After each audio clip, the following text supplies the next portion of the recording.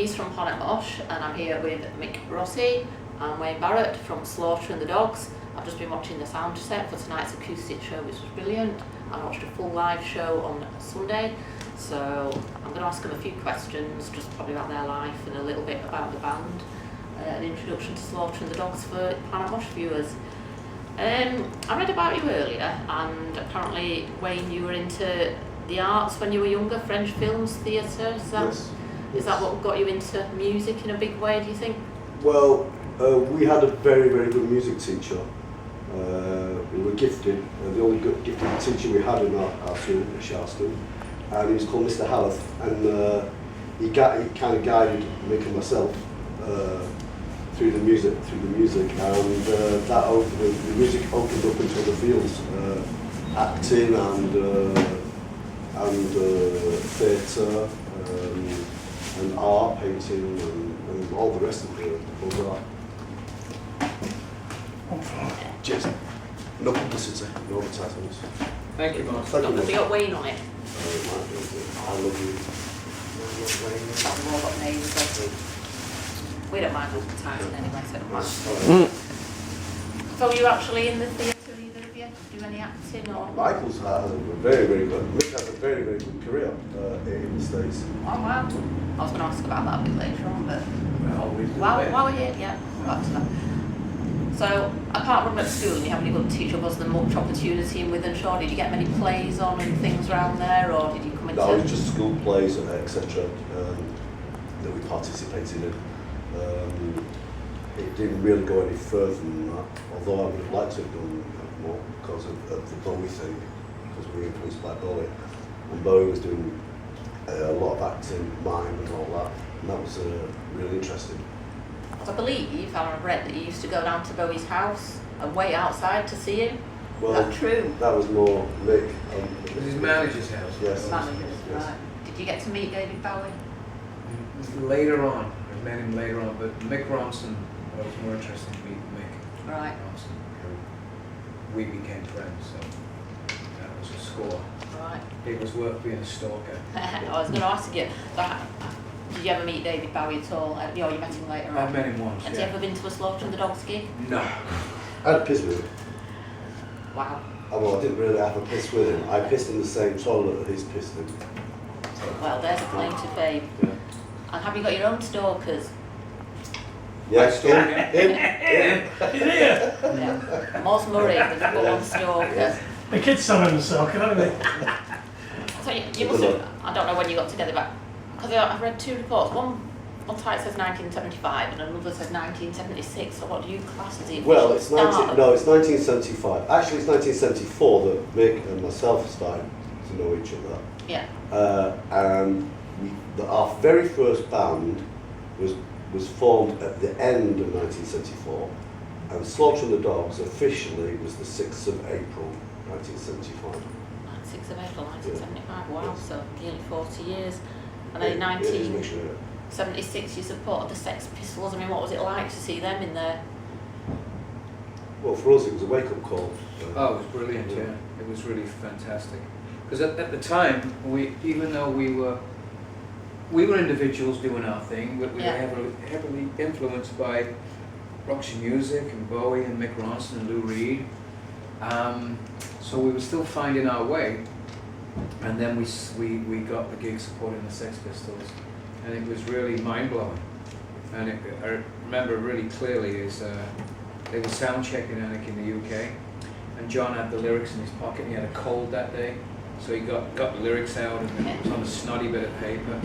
But they started this riff, and it was really, really great. They were amazing, and influenced us a lot to go back at that time to go back to the drawing board. We basically went back to the drawing board and turned everything up and got a little tougher. I reckon we became ourselves. There you go. Because what we wanted to be glam, like Bowie, Lou Reed, etc. Because they were our influences, but out on the street, how we really were, the everyday life, we were just like snotty-nosed kids, right? Trying to get through in life. You know, holes in our jeans, blah blah blah. You know, that was it. Yeah, and we just had raw power musically speaking, and we wanted to soften it up. And then we said, when we saw the Pistols, that's when we said, well, you know, stop being silly. Yeah. Just let's be ourselves. And that from that day on, that's how Slaughter completely did. We found our sound. Yeah. Found our way. Yeah, That's right. yeah. So who writes most of the music and the lyrics? Is it? Big music, me lyrics. And have you got like a plethora of lyrics, you know, in you that you're gonna write new stuff for us? Do you think? Yes, definitely. We are in the process at the moment of preparing a single, which should be out through late autumn. The only song I didn't recognise on Sunday, it was the first one. Is it? I've got your number. Is that new? That is all. That actually, it's not new. It's Newish. Well, it's newish. It's on the album Beware of, Right. and we find it's a great song, great punchy song to start off with. So we decided to integrate that into the set, and you know, luckily it works. For the moment, it works. Yeah, that was a good Keep it song. in there. And it's like, because I got to like Slaughter and the Dogs later on, because I wasn't heavily into punk when I was younger. I used to work with two guys and used to go on about how wonderful Slaughter and the Dogs were. And one day I suddenly saw, because we used to go in the thatched house in Stockport, Slaughter and the Dogs were doing a gig on a bleak, cold Tuesday. I think it was a Monday in December. It was a warm-up show we were doing, yeah. Was that a 10th anniversary gig at all? Not 10th, 30th, I mean. We were in to do a festival, but when we come through, Yeah. we always try and do a warm-up Well, show. I was Yeah. Yeah.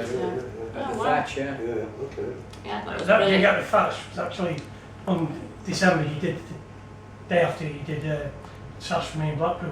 Yes, right. yeah, Few true, gigs. true. Yeah, true. You Exactly. know it all.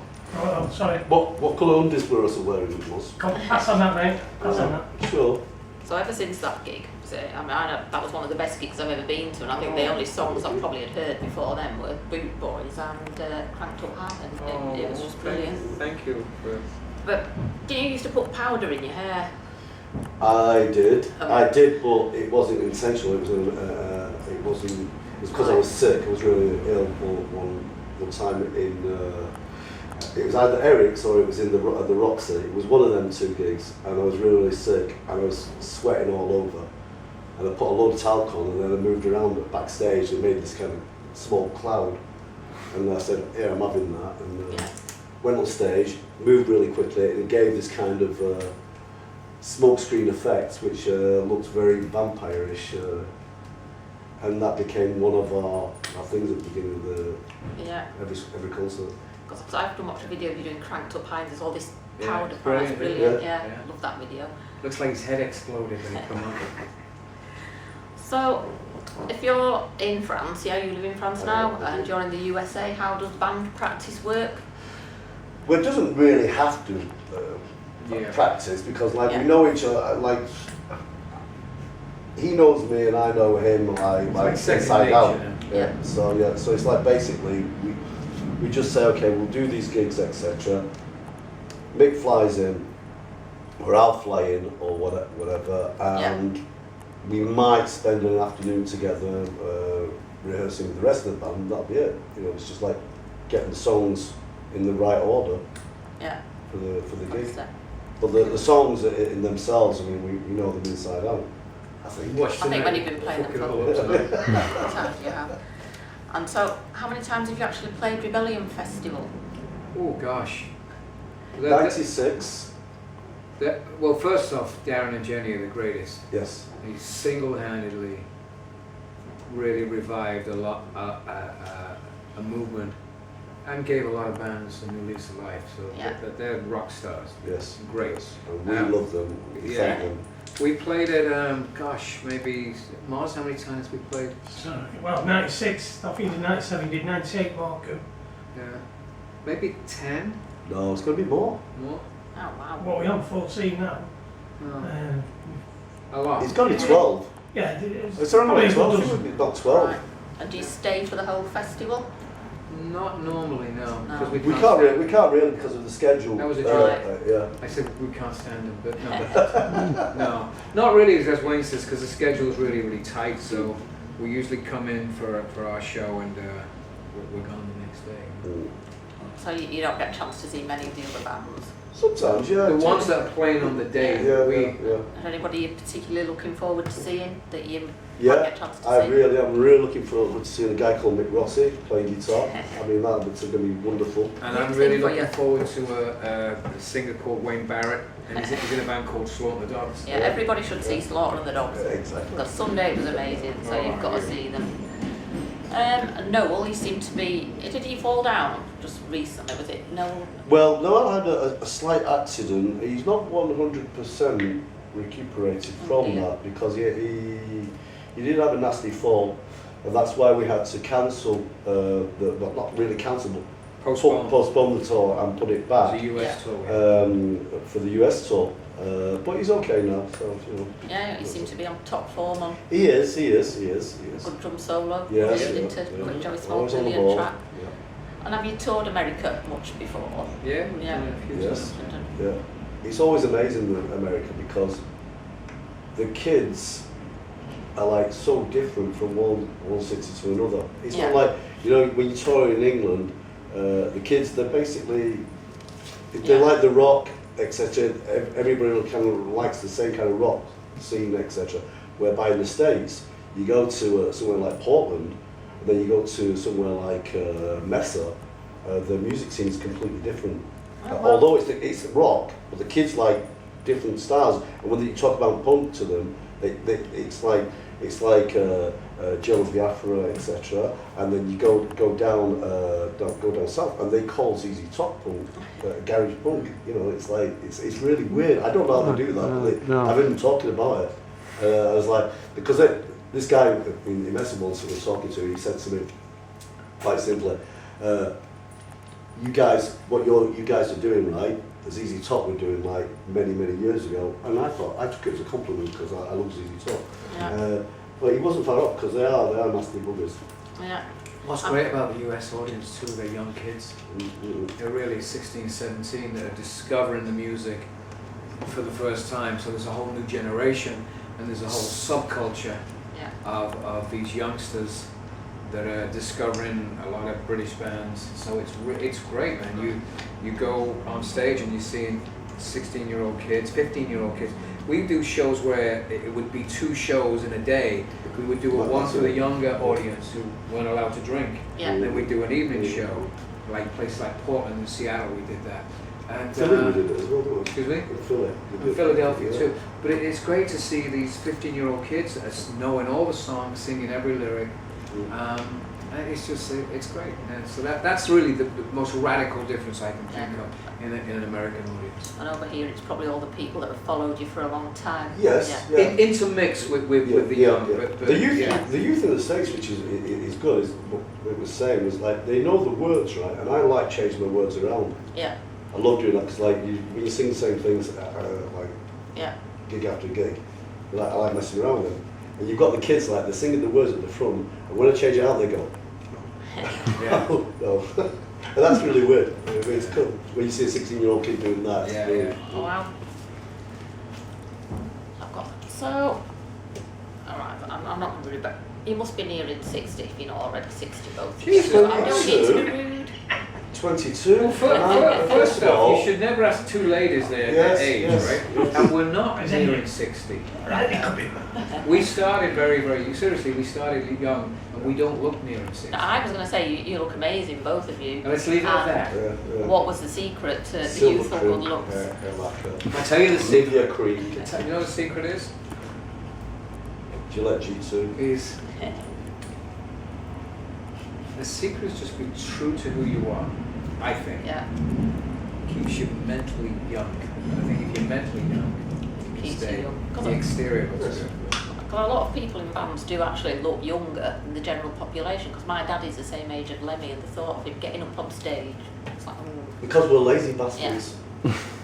We don't do anything when we're not working. Well, we don't work a lot. So, back in. No. It's just Yeah. get one thing on top of that is I think what Nick said, if your mind is young as well, there's something that will feed you. Yeah, And I think playing with Mick is a great pleasure, great privilege. after all these many years, the ups and downs that we've had, etc., changes in the band, members coming in, members going out. We've always stuck to our guns, the two of us, and it's great because I don't see an adult, although he is an adult. I see the kid in the playground talking about David Bowie at Sharpston High School every day. But also, our energy on stage is, we mean it, you see, and that's why we can put out that energy like we do, because a Slaughter the Dog show, whether you like us or not, you can't deny it, it's a raw power coming at you. And it comes at you like a freight train. And to do that, young at heart, young at mind, and you know, he performs like he's a 20-year-old. Yeah. So, you know, so anyway, that's that. I mean, I saw you jumping over the stage, coming out into the audience. Yeah. It was good. Brilliant. What else? It's only because he spotted a fiver on the floor, don't worry. Well, I spotted a pound in the dressing room, but I didn't pick it up. I found it. So back when you first started, did you think that nearly 40 years later you'd still be together as Slaughter and the Dogs? Well, I don't think we really thought about anything like that. We didn't even think about it. I think the most important thing was where we're going to get our next score. Yeah.